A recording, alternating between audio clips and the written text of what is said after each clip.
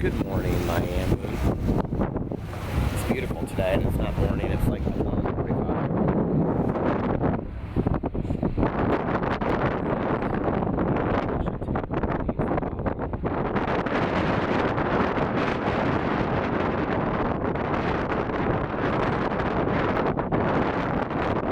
I'm really in a mood to lay out today. It's still very early. I'm sure you can't hear me at all, so anyway, look how busy Ocean Drive is today. Isn't that crazy?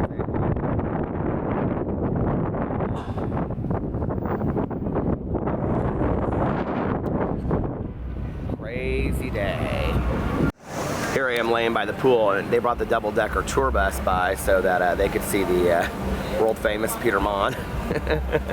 Thought that was pretty nice of them. Hi. We just got home from Ultra a little while ago, and Alex is, I think he's, are you in the shower already? Yeah, he's in the shower. I need like something else to prop this up, because this is not like the best. Please hold. There, that's better. Oh my god. It feels like it's been a really long day, but I haven't even really. So I got up at like 1. I showed you guys a little bit of the pool. I wore a hat all day, obviously. And then we got to Ultra. We laid out at the pool. It like rained off and on. And then we got to Ultra at like 6. And okay, this vlog is gonna be like all over the place, very weird, so just bear with me. So then we who did we see first? God, I can't remember. We saw so many great people today. We saw Afrojack, we saw Tiesto, we saw Axwell and Grosso. Tiesto and Axwell and Grosso are my 2 favorites. So the weekend, my favorites so far. I'll probably go in this order. Number 1, Axwell and Grosso. Number 2, Tiesto. Number 3, Martin Garrix. It's been so much fun. And I literally danced like the majority of the time that we were there, and my legs are killing me. And I feel bad because Alex really wanted to go out to this club because he got us on the guest list at Live tonight with David Guetta. And I just couldn't do it. And I probably should have told him earlier that if he wanted to just go without me, he could, because I was like so tired. I've had several people comment lately that they think that I should color my hair and color my beard or shave my beard, and it would take like 15 years off. What do you guys think? Leave it in the comment section below. Should I shave my beard? Should I color my hair? Alex thinks I should just leave my beard and my hair. He likes it. It was interesting. So we get VIP tickets, and the reason we do is because you get in a lot quicker, like a lot quicker. You don't wait in any kind of line anywhere. And it's also covered, like at every place you go, you like are up and you're covered. And there's also private bathrooms, and there's places for me to sit, which is a lot of it. But and then there's like, I was talking about this last night, there's like VVIP, which are like these like huge couch VIP sections that like go down in tiers below the VIP. We're like, I don't know, like nightclubs, it's like, I don't know who does it, but like, I think they're like 10 and 20 grand, like for like, can you imagine paying 20 grand for like a weekend, or for like, I think it's for like one night, and they get like all this crazy bottle service, and like these one people were like throwing $2 bills down. Alex was picking up these $2 bills. It was cute. I thought that was kind of funny that they were throwing down $2 bills, because, you know, they're good luck. But anyway, I was watching these kids.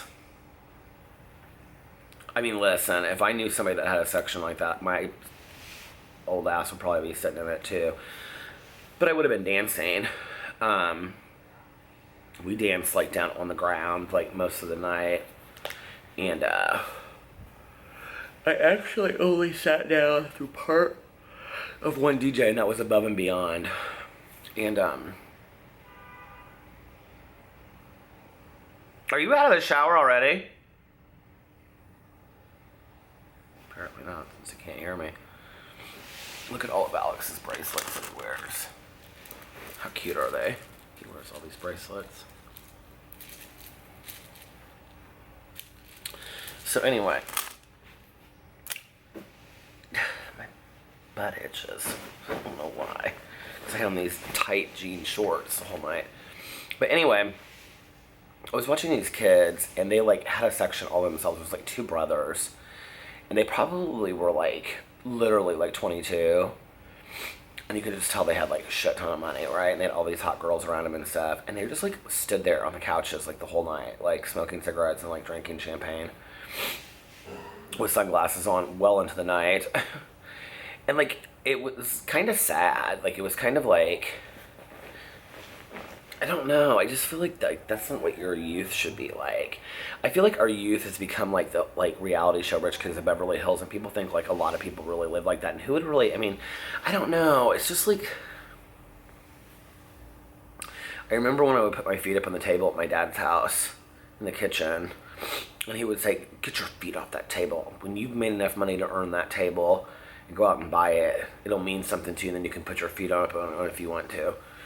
And there's so much truth in that, you know? Like, I can remember my first job that I got, well, my first job was dealing drugs before I got sober, but after that, which is interesting because I could make, you know, $500, $600 easily in a night, easily, you know, in a couple hours, maybe an hour or two. And then I was working in a treatment facility, flip-flop, and as a tech, and I got hired in at, I think it was like $7.10 an hour, and I'll never, or maybe it was $6.10 an hour, and no, it was $7.10 an hour, I think. And I'll never forget, my first paycheck was $412 for 2 weeks, $412 for 2 weeks, and I was like, oh my god, I could have made that in like one night. Like, I had no concept of money whatsoever, you know, and it's interesting seeing like that, just kind of like money just like thrown around like that. And it was also interesting because on the way back, Alex and I, like, we passed some homeless people sleeping, and I was like, that makes me so sad. And Alex said something, and I said, well, it makes you wonder how they got there, you know? And Alex was like, well, they probably don't have anywhere to sleep tonight. I was like, no, I mean like in life, like what got them there. Because I think people don't really realize, you know, how quickly any of us could get there. I mean, like, the whole healthcare system's like a huge issue right now in our country. And, you know, I don't know that people know this, but I've actually, as a social worker, done my fair share of work with the homeless. And many of them get there because of hospital bills. They just can't afford them. And, you know, they have to go in for something, and we're, you know, not emergency room typically, but like ICU, and they end up there and they're hundreds of thousands of dollars in debt, and they can't file bankruptcy, and the bankruptcy laws have changed. It's really scary. And good, hardworking people. Mental illness is a huge issue of the homeless too, you know. It's just, it really is so sad. And I was watching this documentary called Mimi. Have you guys seen that on Netflix about the woman that's homeless in Los Angeles? Zach Galifianakis like gets an apartment for and stuff. I think about my mom a lot with that too. Like, my mom just was not good with money. I just sometimes wonder, like, did you ever see the movie, what was that movie? The Woody Allen movie, and I can't think of her name, but she won an Academy Award for it. She was so fantastic in it. And at the end of it, she's sitting there with her Louis Vuitton bags, and she's sitting on the bus bench, and she's talking to that person. Like, that so could have been my mom. Like, my mom, I don't know. And my mom just suffered from a lot of depression, and totally had social anxiety, and I think looking back, had true bipolar disorder. You know, back in the day when we called it manic depression. My mom wouldn't get out of bed 3-4 days in a row. I mean, she just couldn't. I can remember being a kid, and like, I would answer the phone, and my dad would say, "I'm coming to get you." And I'd be like, "It's like a Tuesday, Dad." And he'd be like, "You're gonna stay with me for a couple days." My mom must have called him. I look back on it now, you know, my mom must have called him and said, like, "Hey, come and pick up Peter, because I just can't right now," you know? And then there would be days when she just was, like, blissfully happy and manic, and cleaning, and the house was spotless, and dinner, and you know, it just... And there was actually a movie with Richard Gere called Mr. Jones. And I remember watching it, and my mom had me watch it when I was in high school, and she was like, "I want you to, like, this is what I have." And, but we called it manic depression back then. We didn't call it bipolar, and so many people are diagnosed with, you know, bipolar today. It's kind of a catchphrase diagnosis. It's like ADD and ADHD. I don't really truly know how many people really have it. Asperger's is a big one too. Everybody always says they're on the spectrum. The spectrum is so broad that like anybody could probably be on the spectrum of Asperger's. When you've worked with so many kids, like I mean, I've worked with so many teenagers through the years. You truly can really spot the ones that have ADD and ADHD. And let me just tell you, about 90% of those that are diagnosed don't have it. And they're medicated, you know, on things like Concerta and Ritalin and Adderall. They're on like stimulants, which is basically speed for teenagers. They have sleep problems, and you know those things affect having depression. And then you have teenagers that have depression. It's just really scary. I'm not big on diagnosing teenagers, and I'm not big on, unless they really need it because they have some very, you know, severe mental health issues. And I'm not big on medicating teenagers. And I always think that diagnosing and medicating anybody, but specifically teenagers and children, should go through a psychiatrist. And probably a pediatric psychiatrist. You know, if you had a heart problem, you wouldn't go to the family physician, you would go to your heart doctor. And so many people want to solve their problems by going to their family physician and having them put on something that, like, family physicians aren't knowledgeable on that stuff. And they might know a little bit, but they don't know a lot. You know, it's really scary. And especially when you think about you're messing with people's, like, you know, brains and, you know, where did this go from music festivals to this? But anyway, I don't know. It kind of gave me a book idea, though, watching these kids. And then, like, I was, like, dancing and jump. Like, all these DJs always go, jump. So I'm, like, jumping. And my legs, can I show you without? My poor legs, like, all through here are just, like, you can't see it. But they're, like, they look so muscular right now because I danced, literally, for 2 days for, like, 8 hours. And I turned around and I looked up at the VIP section because we were down. You could, like, if you were in VIP, you could either be way up or you could go on the ground, and it was like this, like, sectioned area from, like, general admission. But you were, like, literally just like a barrier apart from them. And I looked up and there was all these, like, 22-year-olds, 23-year-olds, 21-year-olds just sitting there, like, drinking champagne like they were 40. And I thought, what phony bullshit is this? Like, and I even put it on my Snapchat, and I was like, they don't dance, they don't jump, sad. You know, and even though I say I don't pass judgment, I guess I'm not trying, really, I guess I am passing judgment, I don't know. That's not what I mean to do. I mean to, like, go fucking dance, God. You'll be my age someday, and you'll wish you could dance. Listen, I got a Snapchat from this woman tonight. She knows who she is. She snaps me all the time. I love her. And she snaps my husband, too. And she said, I'm getting such a kick out of watching you and Alex dance at the music festival, because I snapped and I put on Instagram, like, all of the dancing and all of the music video stuff. And I can't show it on here because it's got music, so I can't put it up here. And she said, I'm in a wheelchair and I can't dance. And she was like, but if I was there and I could dance, I would dance. It makes me sad that those kids were just standing there, something to that effect. And I was like, I will forever dance because of you. You know? And I think that's gratitude. I think being able to see there's always just somebody, you know, that has it so much worse than you do, no matter what your situation is. And I feel so blessed just on a daily basis to be able to... I tweeted out today, what an amazing life. I mean, I do feel that way, you know? So just what an amazing life.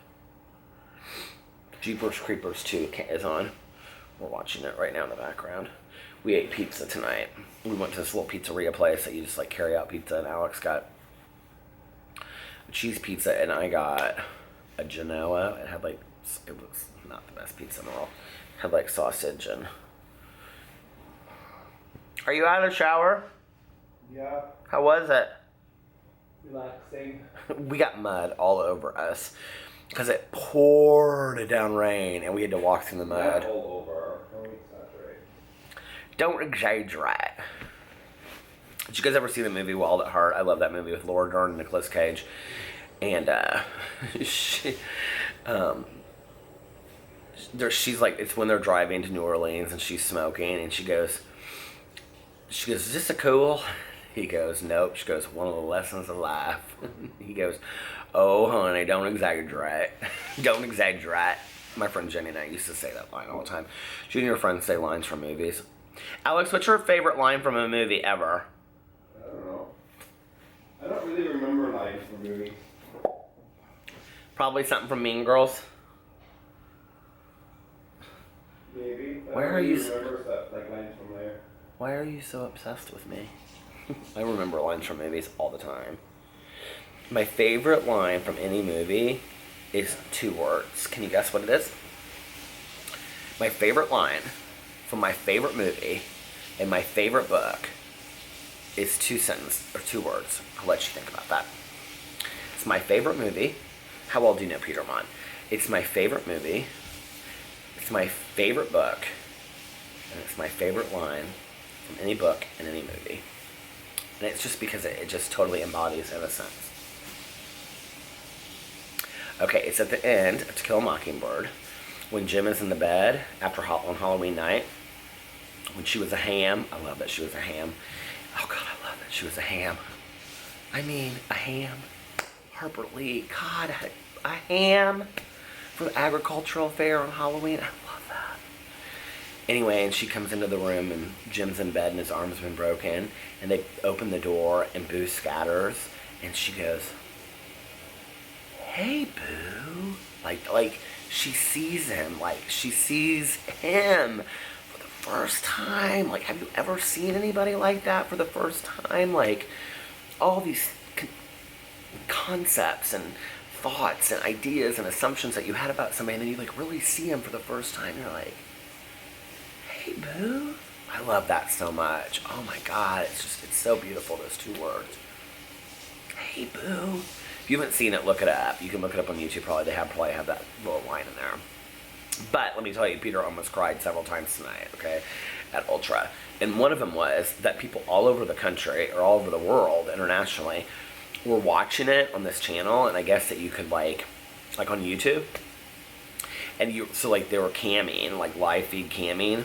Well, Axel and Grosso, who are 2 of my favorite DJs of all time, they like switched it. So then all the people that like they like went through like one after another of these people that were like watching it, and then it like turned it on them, and so we could see them, and they were so surprised, and it was so cool. And it's like those little things in life that are so small, you know. And then I think it was Tiesto that did. Alex, who was the one that said the thing about music unites us? That what? That did the thing about music unites us? They put that whole thing up there? Oh, Above and Beyond. Are you sure? Yes, honey. That's what you asked me. And then Above and Beyond. I think that's who it was. I think it was Afrojack. It was Afrojack. No. But anyway, they did this whole, like, these word things, and, like, these sentences, and it was talking about how, like, when you read the news, you get really, like, you lose hope about the world, but that music and love unite us, and that through music and love, there's nothing that we can't accomplish and we can't do. And the last thing it said was, it's the small moments like this in life. And it said, this is one of those moments. I was like, oh my God. That's what I talk about in my vlog all the time. That's what I believe. That's what I love. And all of the kids, like down there in the general admission area that were all muddy and all, like they had been standing out in the rain for hours and hours and hours, and they didn't care. And they're like, yeah. Like they went crazy, right? When it said like, this is one of those moments. I'm starting to like get chills and start like get teary-eyed. I think about like, live in the moment, you know? Life is so beautiful. It just really is. Cut short. I love you guys.